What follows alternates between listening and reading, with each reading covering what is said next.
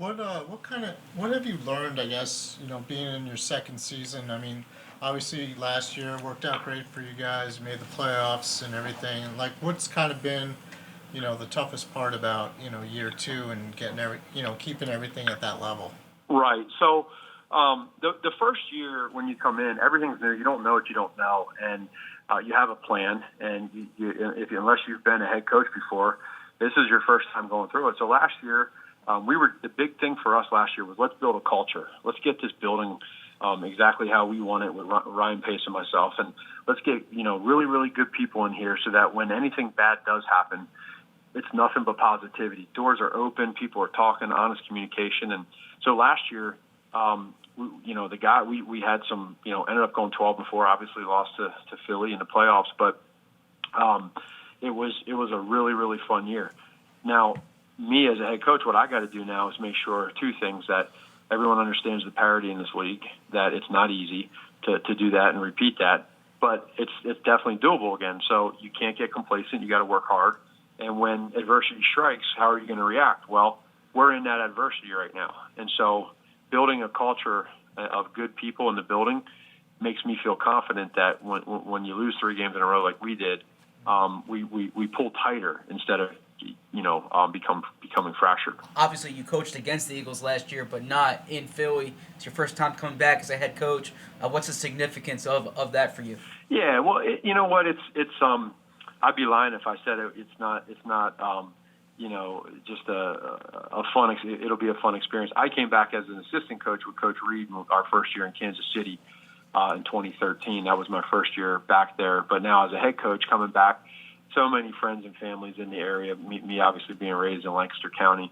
It'll be good. But I'm excited for it because I'm anxious for our team and our players and for our city and for us. I have a lot of respect for everybody in the Eagles organization from top down, and I had a great experience there. And if I didn't have my experience in Philadelphia with Coach Reed and Mr. Lurie and Howie Roseman and everybody, I wouldn't be here right now.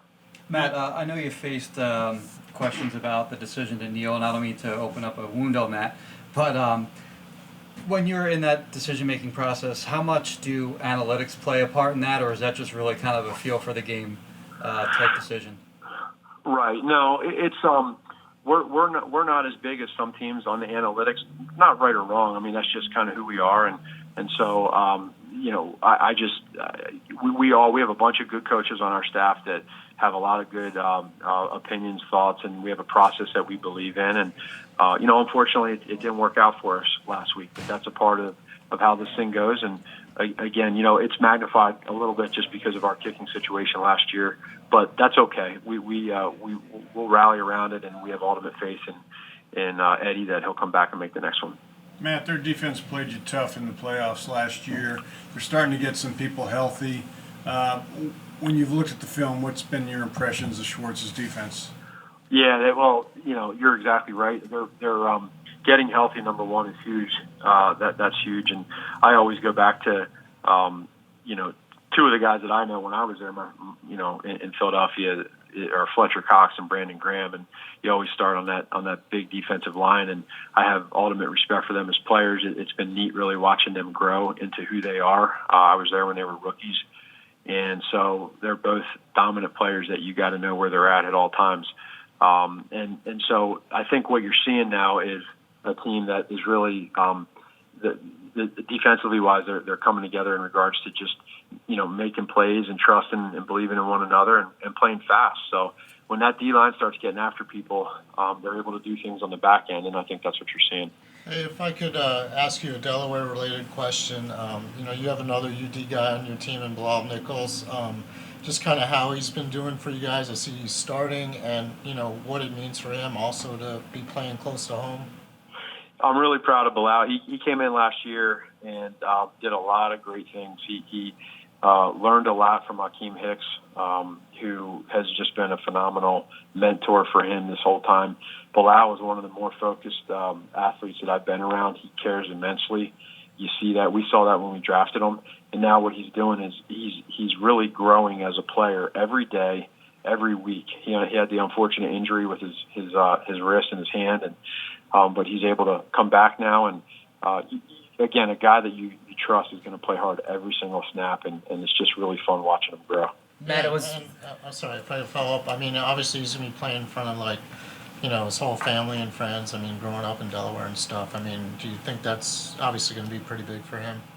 Oh yeah. It always is. All these guys, they care. They want to play well in front of their friends and family, and it's going to be a heck of an environment with those fans there.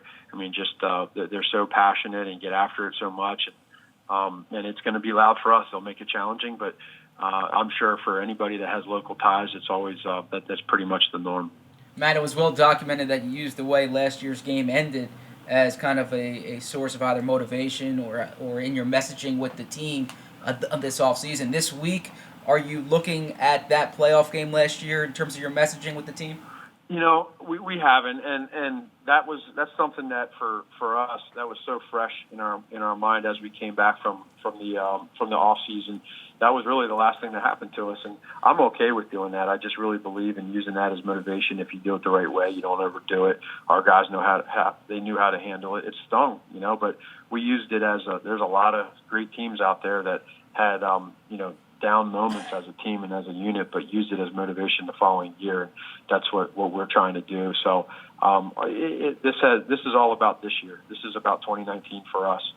Every year is so different, and we have our own record right now at 3-4, and all we can really focus on is going 1-0. I know it's a team game, but the spotlight always is on the quarterback.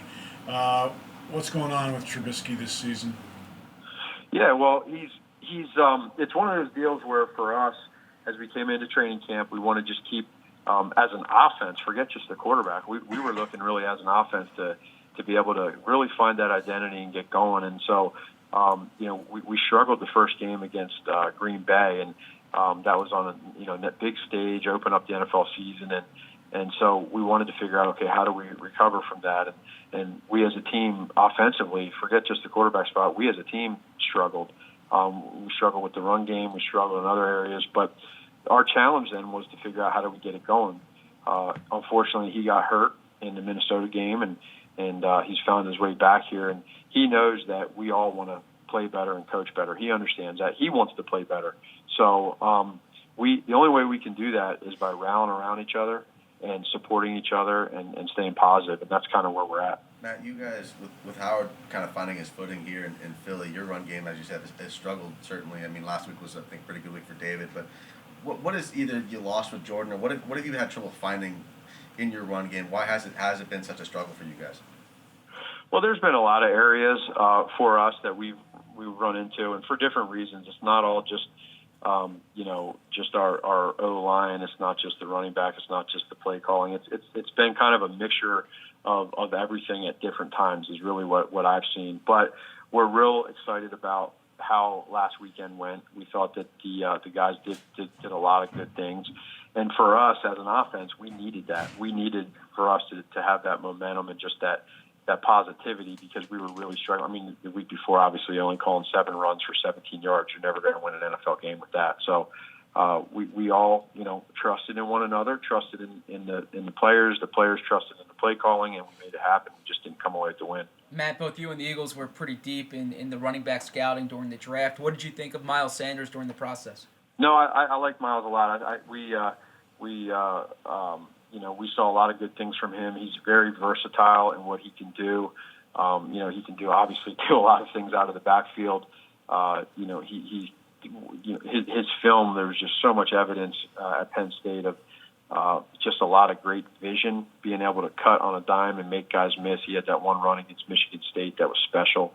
We really liked the kid. So, Howie and Doug did a great job of drafting him, and it's a good combination between him and Jordan. Matt, what's the benefit of having two running backs like Sanders and Howard, or even your guys that are different in style as far as the challenge to a defense when you've got different types of running backs? Right. There's a couple things to it. I think it enables you to run different types of schemes, and obviously in this offense, you like to, with Doug and I being in the same family, it allows you to do some things in the passing game as well. And so you have that there. But what you got to do is you got to be able to balance it so that anytime somebody's in the game, it's not always run or it's not always pass. And so when you take that part of that element with it, and then you say, okay, what's our offense and what do we want to do? It's just mixing the two together. But there's some people that truly believe in that, and there's others that want to give a guy, one guy the ball and the other guy's just the backup. Great, thank you. Thank you, All right, Matt. thanks a lot. All right, guys, take care. See you. Thanks.